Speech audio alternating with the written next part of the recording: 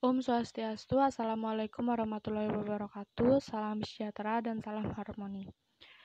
Baik, di sini saya akan menjelaskan mengenai kultur jaringan industri kecil sebagai proyek UAS Bioteknologi Tanaman.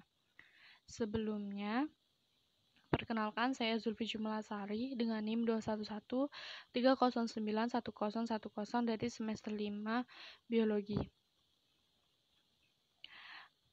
Adapun pendahuluan yaitu dalam sektor pertanian, penyediaan bibit secara cepat dan dalam skala yang besar menjadi suatu faktor penting dalam proses produksi. Proses produksi untuk skala besar seperti perkebunan maupun pertanian membutuhkan bibit dalam jumlah banyak seperti varietas unggul, bebas hama, serta patogen, seragam dan dapat disediakan secara kontinu. Masyarakat pada umumnya masih menerapkan metode perbanyakan tanaman secara konvensional, misalnya tanaman dari biji, stek, cangkok, dan teknik vegetatif buatan lainnya. Metode-metode perbanyakan tanaman seperti itu memakan cukup banyak waktu dan hasilnya pun tidak menentu. Teknik perbanyakan tanaman secara konvensional juga menghadapi banyak sekali kendala mulai dari luasnya lahan, waktu, kualitas, maupun gangguan hama. Sejalan dengan semakin berkembangnya ilmu pengetahuan dan teknologi sekarang ini, kendala-kendala tersebut dapat diatasi dengan menggunakan teknik kultur jaringan, di mana metode perbanyakan kultur jaringan tanaman dapat menjadi salah satu teknologi yang prospektif dikembangkan. Adapun tujuan dari materi ini yaitu yang pertama untuk mengetahui perkembangan kultur jaringan di bidang industri, yang kedua untuk mengetahui manfaat kultur jaringan, yang ketiga untuk mengetahui teknik dalam kultur jaringan, yang keempat untuk memahami kelebihan dan kelemahan kultur jaringan, yang keenam untuk mengetahui faktor penyebab keberhasilan kultur jaringan, yang terakhir untuk mengetahui aplikasi kultur jaringan di bidang industri dan bisnis. Adapun manfaat kultur jaringan yang pertama yaitu memperbanyak tanaman dalam waktu singkat, di mana kultur jaringan umumnya dilakukan pada tanaman yang persentase perkecambahannya rendah atau laju perbanyakan dengan cara konvensional lambat, dengan tujuan mampu menghasilkan tanaman dalam jumlah massal dengan waktu yang singkat dibanding cara konvensional. Yang kedua ada memproduksi mutan, di mana kultur jaringan pada awalnya digunakan dalam usaha perbanyakan tanaman secara cepat, namun saat ini telah berkembang menjadi sarana pendukung program perbaikan sifat tanaman. Kultur jaringan dimanfaatkan untuk menciptakan tanaman dengan bentuk dan sifat berbeda dari induknya, yang disukai banyak orang dan membantu manusia memenuhi kebutuhan mereka. Yang ketiga, memproduksi metabolit sekunder, di mana kultur jaringan merupakan metode yang efisien untuk menghasilkan metabolit sekunder atau senyawa yang dimanfaatkan manusia untuk keperluan obat-obatan, parfum, dan lain-lainnya. Hal ini dikarenakan melalui kultur jaringan dilakukan modifikasi media zat pengatur tumbuh sumber karbon sehingga menghasilkan metabolit yang diinginkan. Lalu ada transformasi genetik, di mana transformasi genetik tanaman adalah suatu proses pemindahan gen asing ke dalam tanaman dan gen tersebut dapat menampilkan sifat pada tanaman yang ditransformasi tersebut. Tanaman dengan sifat yang diinginkan dapat diciptakan dengan cara memasukkan gen dengan sifat tertentu ke dalam tanaman yang memiliki sifat lain. Lalu yang kelima, menghilangkan penyebab penyakit pada tanaman. Kultur jaringan selain digunakan untuk memperbanyak tanaman, juga digunakan untuk mengeliminasi virus. Kultur jaringan mampu menciptakan tanaman bebas patogen dengan kualitas unggul karena melalui proses yang steril dan terkontrol lingkungannya. Yang terakhir yaitu konservasi tanaman. Dengan beberapa tanaman yang terancam punah atau tanaman yang lambat pertumbuhan dan sulit berkembang akan disimpan melalui metode kultur jaringan, sehingga bila suatu saat tanaman tersebut punah, maka tanaman dapat dimunculkan dan ditumbuhkan kembali. Lalu ada tahapan kultur jaringan. Yang pertama yaitu sterilisasi.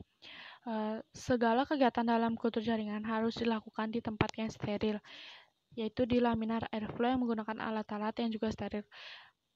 Steril juga dilakukan terhadap peralatan dan bahan yang akan digunakan, di mana peralatan dan bahan yang akan digunakan disterilkan menggunakan autoclave. Setelah itu masuk ke tahap selanjutnya yaitu penyediaan media, di mana media yang digunakan biasanya mengandung bahan-bahan pendukung seperti agar, hormon, garam mineral, vitamin, gula, dan zat-zat yang diperlukan tanaman untuk tumbuh dan berkembang. Zat pengatur tumbuh. Salah satu contoh media kultur yang sering digunakan adalah Muracik Enskog atau MS.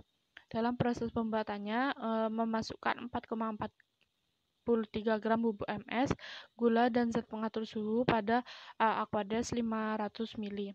Lalu menambahkan Aquades hingga mendekati 990 ml, lalu menyesuaikan pH larutan tidak kurang dan tidak lebih dari 5,5 pH, dan memindahkan larutan ke gelas beker. Selanjutnya menambahkan agar-agar yang telah dididihkan, kemudian ditimbang, dan selanjutnya memindahkan larutan ke botol kultur, lalu melakukan sterilisasi media kultur di laminar airflow sebelum ditanami explant. Selanjutnya menyiapkan explant dengan memilih tanaman yang akan digunakan pada kultur jaringan, lalu bagian jaringan yang diisolasi dari tanaman yang digunakan untuk inisiasi suatu kultur in vitro disterilkan. Selanjutnya explant yang sudah disiapkan ditanam pada media kultur jaringan pada botol kultur, di mana kegiatan ini disebut dengan inokulasi. Kegiatan penanaman explant ke dalam botol jaringan atau penanaman ulang explant pada media dengan jenis yang sama atau tahap pertumbuhan. Lalu masuk ke tahap multiplikasi, di mana pada tahap ini merupakan kegiatan memperbanyak calon tanaman dengan menanam explant pada media. Kegiatan ini dilakukan juga di laminar airflow untuk menghindari adanya kontaminasi yang menyebabkan gagalnya pertumbuhan explant. Tabung reaksi yang telah ditanami explant diletakkan pada rak-rak yang ditempatkan di tempat yang steril dengan suhu kamar. Lalu masuk ke tahap inkubasi, di mana pada tahap ini merupakan tahap pertumbuhan explant yang disimpan pada rak kultur. Lalu ketika tanaman sudah tumbuh dilakukan tahap subkultur, di mana merupakan salah satu tahapan dalam perbanyakan tanaman melalui kultur jaringan. Pada tahap subkultur dilakukan penggantian media tanaman dengan media yang baru sehingga kebutuhan nutrisi untuk pertumbuhan dapat terpenuhi. Lalu ke tahap yang terakhir yaitu aklimatasi, di mana tanaman yang sudah tumbuh dan sudah memiliki akar dan daun dilakukan aklimatasi, yang merupakan tahap adaptasi dan permindahan explant yang telah tumbuh menjadi plantlet, tanaman kecil yang sudah memiliki akar, batang, dan daun dari lingkungan terkontrol dalam botol ke lingkungan yang tidak terkontrol medium tanah. Selanjutnya ada faktor yang mempengaruhi kultur jaringan. Yang pertama itu ada genotip tanaman, di mana genotip tanaman merupakan istilah yang digunakan untuk menggambarkan susunan genetik suatu tanaman. Perbedaan respon genotip tanaman dapat diamati pada perbedaan explant masing-masing varietas tanaman untuk tumbuh dan beregenerasi.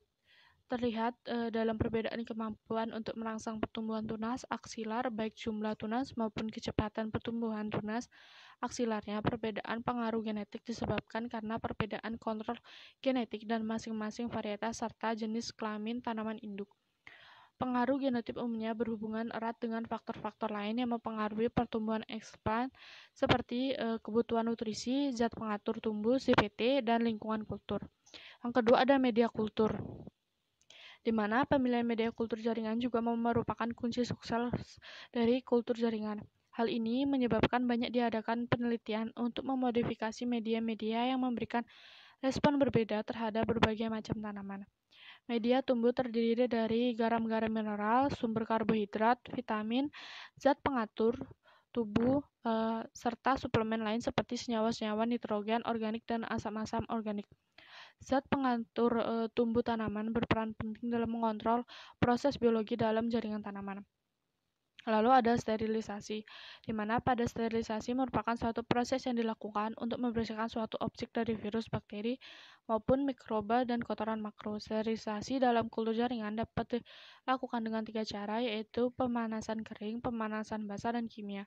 Explant yang akan digunakan dalam kultur jaringan juga harus disterilkan agar terhindar dari kontaminasi. Sterilisasi explant dapat dilakukan dengan sterilisasi fisik maupun sterilisasi kimiawi. Lalu ada kondisi explant, di mana explant merupakan bagian tanaman yang digunakan sebagai bahan inisiasi kultur. Penggunaan bagian tanaman yang tepat untuk explant, umur fisiologis, dan umur untuk genetik explant sangat berpengaruh terhadap keberhasilan perbanyakan tanaman in vitro. Lalu yang terakhir adalah lingkungan tumbuh, di mana lingkungan in vitro konvensional ditandai dengan kelembapan udara yang tinggi, konsentrasi CO2 rendah, konsentrasi etilen tinggi, pergerakan udara terbatas, porositas udara rendah, adanya kandungan gula dalam medium kultur, dan intensitas cahaya. Intensitas cahaya pada perkembangan tanaman sering dihubungkan dengan lamanya penyinaran dan kegelapan. Selanjutnya ada aplikasi kultur jaringan di bidang industri, di mana beberapa teknologi dalam kultur jaringan jika digunakan secara optimal akan dapat membantu untuk memenuhi kebutuhan pangan masyarakat. Karena kultur jaringan juga memiliki peranan penting dalam pengembangan bahan tanam yang memiliki sifat ekologis kuat dan propagasi massa. Hal ini dapat menjadi solusi untuk memecahkan dalam pertanian, misalnya masalah penanaman musim. Saat ini telah dikembangkan tanaman perkebunan dan tanaman kehutanan melalui teknik kultur jaringan, terutama untuk tanaman yang secara ekonomi menguntungkan untuk perbanyakan melalui kultur jaringan. Kini sudah banyak dilakukan secara industrial. Salah satunya contohnya itu ginseng yang jika ditanam memerlukan waktu puluhan tahun, tetapi dengan teknologi kultur jaringan hanya membutuhkan waktu 45 hari.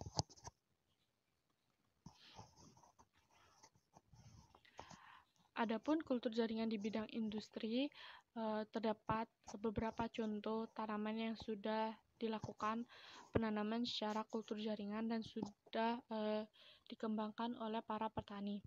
Yang pertama itu ada tanaman ginseng, di mana ginseng ini merupakan salah satu tanaman herbal yang dibudidayakan di Korea Selatan. Namun dalam masa tumbuhnya banyak kendala seperti usia tanaman ginseng 1-2 tahun terkadang sudah dalam kondisi stres dan tidak bisa tumbuh. Hal itu disebabkan kurangnya sistem pertahanan pada tanaman ginseng sehingga menghambat pertumbuhan sampai masa panen. Penelitian menunjukkan bahwa ada interaksi bakteri baik dengan tanaman ginseng yang diberikan pada tahap pembibitan atau tunas. Bakteri ini memiliki senyawa kimia yang dapat direspon tanaman untuk meningkatkan sistem pertahanan. Kemudian 1 tahun awal bakteri baik diberikan setiap kali irigasi dan menyebabkan akar ginseng tumbuh lebih sehat dan memiliki bobot yang lebih besar dengan rasio terkena penyakit lebih rendah. Penggunaan kultur jaringan tanaman terhadap tanaman ginseng ini dapat memperoleh keuntungan secara besar. Selanjutnya ada tanaman anggrek, di mana lingkungan hidup anggrek yang khusus dan waktu tumbuhnya yang lama hingga 3 hingga 7 tahun, tergantung spesiesnya, membuat kultur jaringan memegang peranan penting dalam budidaya bibit anggrek. Dengan kultur jaringan mampu menghasilkan banyak bibit dalam waktu singkat dan berkualitas unggul, sehingga hal ini bersifat menguntungkan untuk pengembalian modal usaha dengan lebih cepat. Selain itu, hasil penyilangan dengan kultur jaringan memberikan bibit tanaman anggrek yang berbeda dengan yang ada di pasaran, sehingga pembibitan anggrek lewat kultur jaringan mampu mendatangkan lebih banyak peminat dan dinilai mampu memberikan omset hingga puluhan juta rupiah. Lalu ada tanaman jahe merah. Jahe merah adalah jenis jahe yang rasanya paling pedas dan mengandung minyak atsiri yang cukup tinggi sehingga banyak dimanfaatkan untuk bahan dasar obat dan jamu. Namun karena sistem dipanen dan dikonsumsi yang menyebabkan selalu harus disediakan bibit dalam jumlah banyak, penyediaan bibit dalam secara lain seperti terjadinya planet hasil kultur jaringan sangat diperlukan. Bibit hasil kultur jaringan telah terbukti mempunyai beberapa keunggulan seperti kontinuitas ketersediaan bibit yang dapat dijamin, bibit terstandarisasi, dapat diproduksi dalam jumlah banyak, tidak terkandung musim, dan bebas hari hama dan penyakit. Selain itu, teknik kultur jaringan dipilih selain untuk perbanyakan bibit juga untuk tujuan konservasi secara in vitro. Adapun keuntungan dari kultur jaringan ini, yang pertama yaitu perbanyakan tanaman dalam skala besar. Kultur jaringan memungkinkan perbanyak tanaman dalam jumlah besar dan dalam waktu yang singkat. Yang kedua, menghasilkan tanaman unggul. Teknik ini dapat menghasilkan tanaman yang unggul, tahan terhadap penyakit, dan lebih stabil secara genetik. Yang ketiga, memungkinkan perbanyakan spesies langka. Kultur jaringan memungkinkan perbanyakan spesies tanaman langka yang sulit tumbuh secara alami atau dari biji. Yang keempat, bibit terhindar dari hama dan penyakit. Penggandaan bibit tidak tergantung pada musim dan bibit yang dihasilkan terlindung dari hama dan penyakit.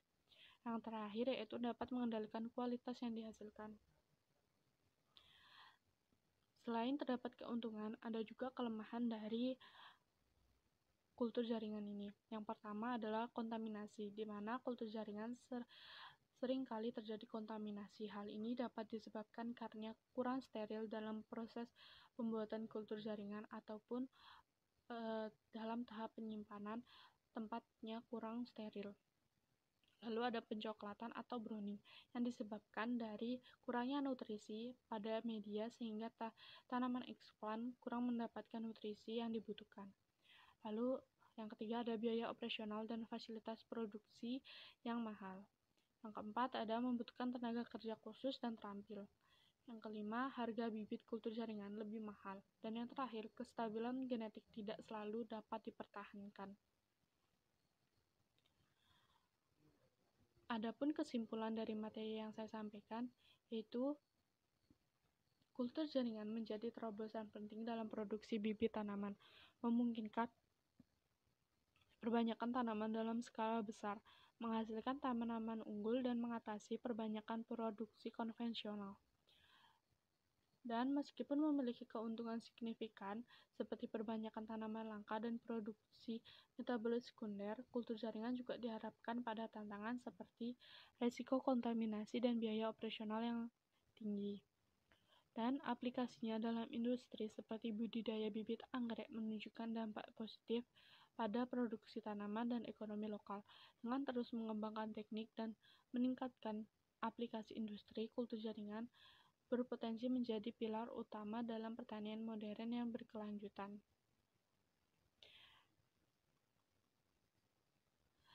Sekian materi yang dapat saya sampaikan, kurang lebihnya saya mohon maaf dan saya tutup dengan Om Santi Santi. Assalamualaikum warahmatullahi wabarakatuh.